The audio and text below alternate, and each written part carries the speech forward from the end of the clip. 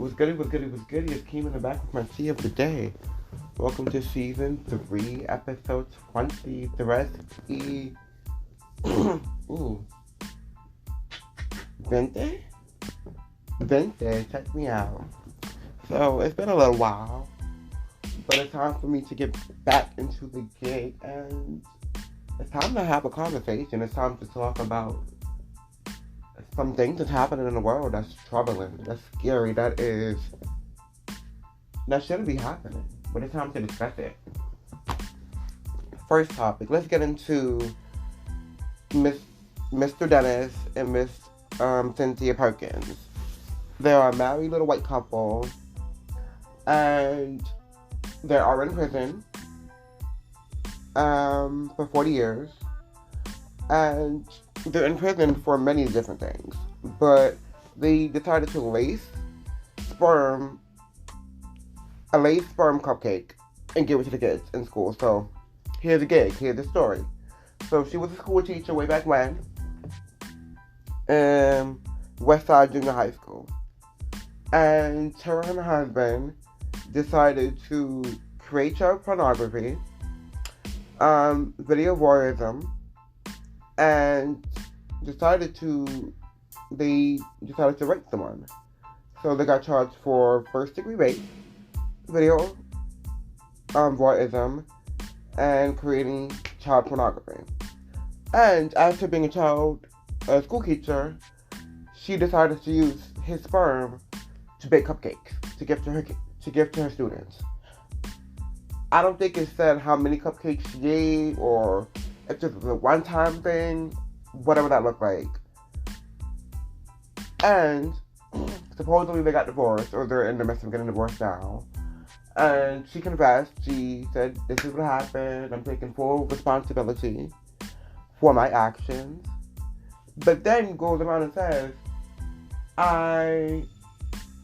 she didn't use the word bullied, but basically she was bullied into doing these actions. Sweetheart, you were a grown-ass woman. You could have left. You could have not partaken in anything. So was you bullied when you got his sperm? Because how did you get his sperm and bake the cupcakes? So go sit down. Take you 40 years. It should have been fucking longer, because that is fucking disgusting. It's trifling. It's just inhumane. Like, who does that? Dennis and Cynthia, y'all can have several seats. Y'all deserve everything that y'all get. That's gonna come to you, because that is what we don't do. But since we on the topic of school kids, let's get into two teens which were stabbed in Brooklyn a few days ago.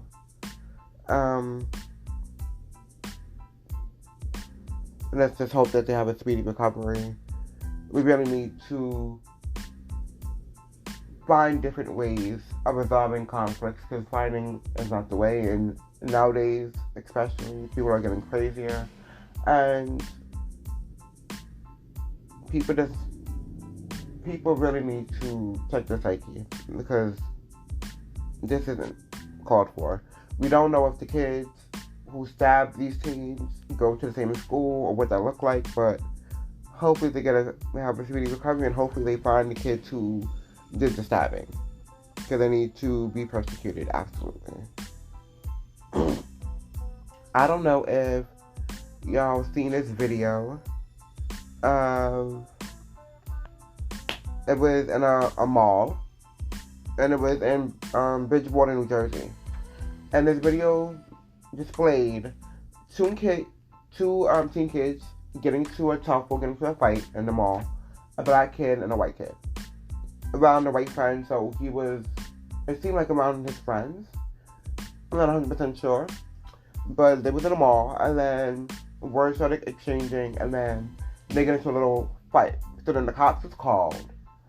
And then the black teen was pushed to the floor aggressively and arrested, while the white teen got to walk away free, while the white kids in the mall were saying he's only getting arrested because he's black. So the kids knew what the fuck it was, but the cops act like we just we don't care, we're doing our job, quote unquote. So the cops need to be arrested. The cops need to be persecuted. The cops need to go back to training to figure out what the fuck is the problem. Because clearly there's still a mess, and why? Did y'all not have enough photos that day of black kids or black individuals being arrested? Like, what is it? What is the tea? Because I can't. We can't continue to go down this road. We can't continue to have the same scenarios with different characters. It's not forthcoming. It's not right. It's not changing. It's the same story. And it's getting tiring. So, hopefully their investigation that they're quote unquote under, actually something happens. And I want the young gentleman who had to deal with that, hopefully he gets the help that he needs. Hopefully he gets a public apology, just like you would publicly arresting him and being assertive and throwing him on the floor and putting him in handcuffs. And he was not aggressive. He was about 50 pounds. Y'all need to stop. Because he's black, he felt threatened. But he wasn't even an aggressor in the fight.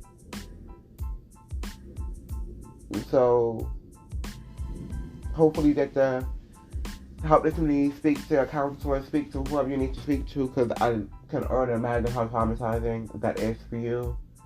Especially that image. Thankfully it's out there, but then thankfully it's not out there, because then you get to relive that. And I'm quite sure you don't ever want to relive that. So, hopefully that gets better. Next topic, let's get into Miss Kim Potter, the murderer of Dante Wright. But let's get into Dante Wright real quick. I know I brought him up before, so let's look at what happened. Dante Wright. He was 20 years old, murdered on April 11th, 2021. Charges: driving while black, having an air freshener in the car, and having an expired registration. Having a warrant, quote unquote. And then we get into taser versus gun. Because Miss dumbass Kim Potter didn't understand that she put out a gun. She thought she put out a taser. But again, why are we putting out a taser in the first place? I thought you go to school, you go to these classes to detour violence, to have a conversation. I thought it was supposed to be ask questions first and then proceed. But oftentimes it just seems like you just proceed and there's no questions being asked, there's no information being had. You just go off of instinct. But you wasn't even threatened. Your life was not in danger at all.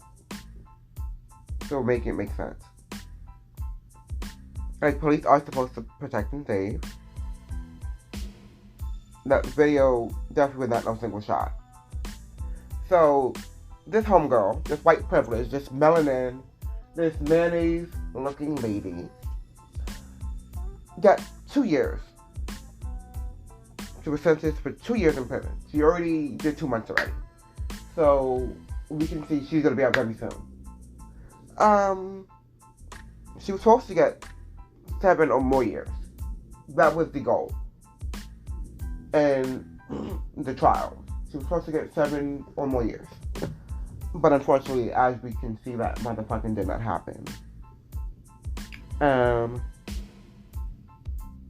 So she got off for, quote unquote, she has remorse. She's remorseful. And lack of criminal history. Which is very funny. Because Mr. Noor, this black officer, was... Wait.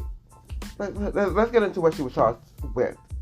So in December, her charges was first-degree murder, first and second-degree manslaughter. Noor, black officer, had the same offenses, but was sentenced way longer time. for a lesser charge. So he didn't have one of the manslaughters. It wasn't first or second degree, maybe it was the first degree. He was a black officer, but he got more time in jail. Make it make sense. If that's not white privilege, I don't know what the fuck is. If that's not a Karen, I don't know what the fuck is. If that is not a person who is able to use her skin color as a tactic, I don't know what it is.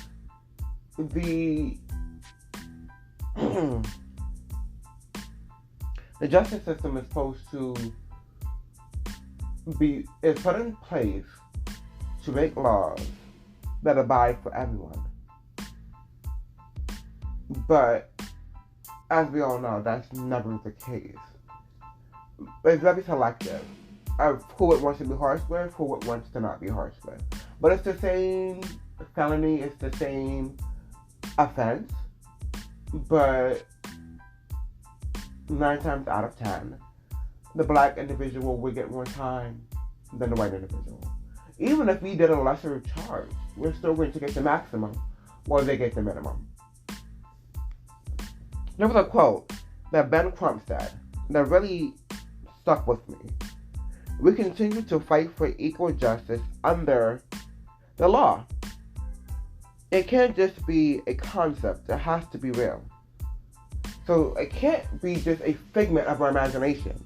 It can't just be words that we're trying to just put together. It has to actually be real. It has to be put into place. Like, we're trying to fight for justice for these laws. A law is a law, right? So we're trying to figure out why this law is more harsher for the skin code. Then that same law is not for that skin tone. But it's supposed to be under the same law. Supposed to be under the same umbrella. So because she was remorseful, but there's lots of black people who are remorseful of the things that they've done, but you don't see them getting lesser charges because they're remorseful and we don't have any criminal history.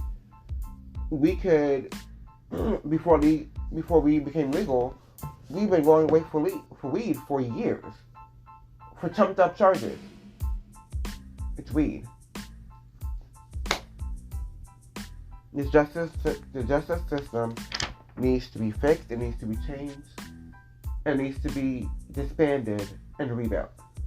Because what we have here is not working. It hasn't been working for centuries and decades, days and years, minutes and hours. It is just not working.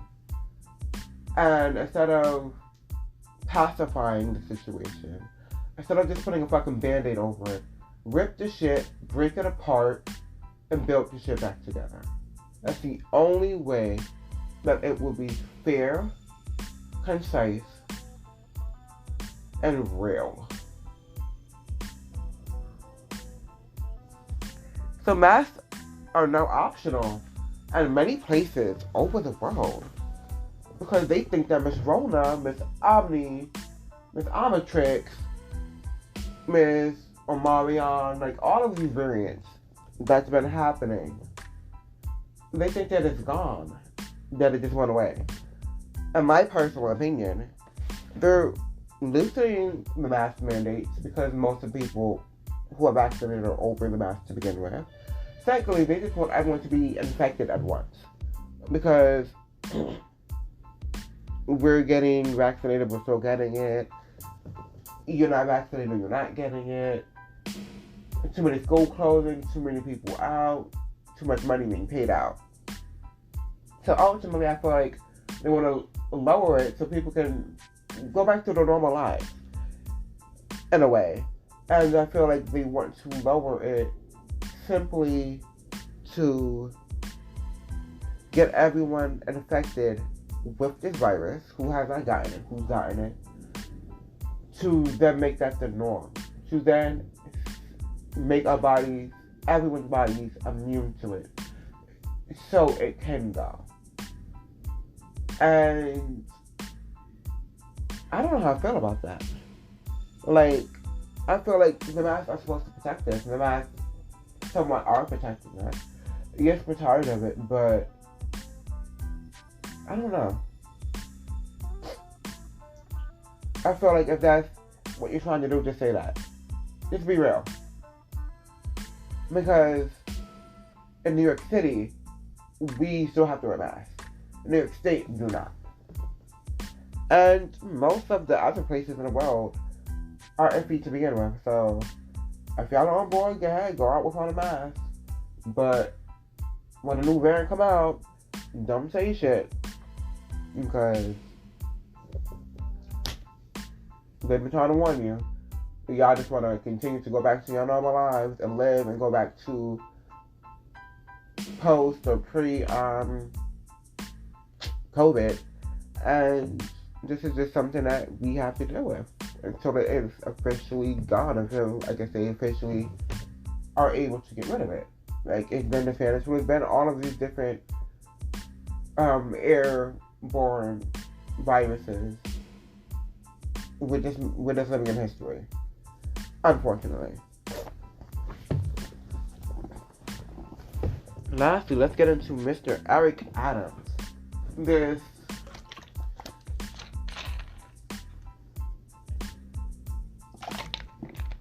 This wonderful individual who is a mayor came out, I think it was yesterday, and he's trying to cure homelessness, or he's trying to get homelessness off of the train stations, out of the train stations. And my only question is, once they are off of the trains, where are you putting them? Because you didn't give us, we're taking the homeless off of the trains and we're putting them somewhere. There was no location where you're putting them. So these individuals, yes, they could be annoying. Yes, they could. Some could be very aggressive. Some could just be sleeping. Some can be able to almost be naked. Some can stink. It could be a lot of variances and different scenarios and different things that we see daily being on the subway, train stations, and dealing with the homelessness in New York State, in New York City. However, by you taking them all out of a comfort zone, out of a place that is somewhat safe for them, it's like their own little home, unfortunately, and you're not putting them anywhere, then how does this work? Because now it's just going to be homelessness all over your New York City streets, and you're not going to want that. And we already have that. Homelessness needs to stop altogether in New York City. We need to find a way to get these people help, whether it is financial help, whether it is mental help, emotional help. All of these variances, a lot of these unfortunate homelessness is brought from, is stems from. And by you just taking them from location isn't helping the overall problem. So if you're going to be about a situation, be about the whole situation. So are you going to put them in hotels? Are you reaching out a hotel to put them in there for X amount of time till you can find them a halfway house to go to? Are you going to put them into programs? Like, what is your next steps for all of these individuals? These different attitudes, these different aspects of the homeless people. What is your next steps? Because by you just taking them off the New York City train stations, it's not going to help. So there has to be a plan B, C, D, and E. You, dumbass, are also trying to cut 560 school safety positions. Why? Why would you do that? What would make you think that that is your best idea? School safety, for one, it keeps school kids safe at school, and it kind of, if I'm not mistaken, involves the walking, the people who walk across the street, so you don't get hit by a car. So if 560 people are out of a job now, but you're trying to build that. You're trying to help the economy, but now they can't feed their kids. Now they can't feed their families, and now there's gonna be more deaths because kids may not know how to walk across the street, or just there's gonna be a lot more danger in our school system now because you want to take all of these jobs away. Stupid. The only thing I like that I'm happy that you are fighting for is the bail reform, because the bail reform has got to come around because this petty larceny is becoming out of hand. They are becoming bolder and bolder by the day. They literally do not give a fuck about anything. And they will continue not to give a fuck about anything because they will get arrested today and be out by noon. After stealing your whole diaper section, the pharmacy, your registers, and nothing happens. Whether they catch them in the act or not, nothing happens. They will be blowing up your phone saying, hey, would you want to go to jail? Or would you want to go to court for this person? They press charge for this person. And they have all your information and nothing happens. It's annoying. Just seeing these shoplifters do their job. Because this is their job now. They got hired for this, they got recruited for this. I don't know how they signed up for this. I don't know how or what step in their life said, you know what? I feel like I'm going to shoplift. Clearly there's a reason if you're younger. But if you're 50 and above and you're still shoplifting, and you got all these fucking programs that can fucking help you get fucking money, your social security should be fucking kicking in anytime now. Your medical, your dental, like all of these fucking programs for all of these older senior citizen people are out there. And y'all don't fucking want it. Y'all want to just fucking steal to sell. To stores, to sell to people, to sell on the train. Whatever the fuck that looks like.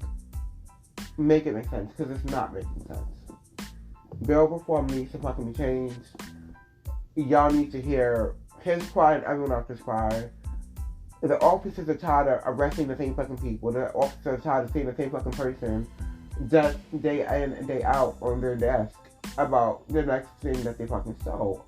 It's tiring. So, y'all need to change the bail reform law so they can be persecuted the way they need to fucking be persecuted. Point blank, period. This was Kimi, Tea of the Day. And I just want to thank y'all for rocking with me. Thank y'all for, I'm at 9.3 thousand plays. Thank y'all for listening all over on Anchor. I'm on Anchor, I'm on Spotify, I'm on Apple, I'm on iHeart, I'm on Pandora, I'm on Google. Wherever there is a podcasting stream, I am there. And if I'm not there, let me know if I can get there. So if y'all want to get on, all you have to do is just hit up my IG, Kimi Holder, or my official IG, Kimi Tea of the Day, and hit me up. If you want to work, if you're an artist and you want to just promote your music and have a conversation while doing that, by all means. If you have some dope stuff coming up, hit me up, get at me. If you want to have a deep conversation about anything from the black community, the gay community, just life learning lessons that we both learned, just hit me up and let's work. And thank y'all. And if you want to hit up my Facebook, it is Kimi Holder. And just let's work. And if you love what I'm doing, of course, like it. Tell me what more you want, what topics you want me to hit. Tell a friend to tell a friend. Put me out here because this is for y'all. This is for us. This is for us by us. This is a black podcast, podcast show, and it is for us. It is our stories. It is our emotions in it. Thank y'all for listening. Laters.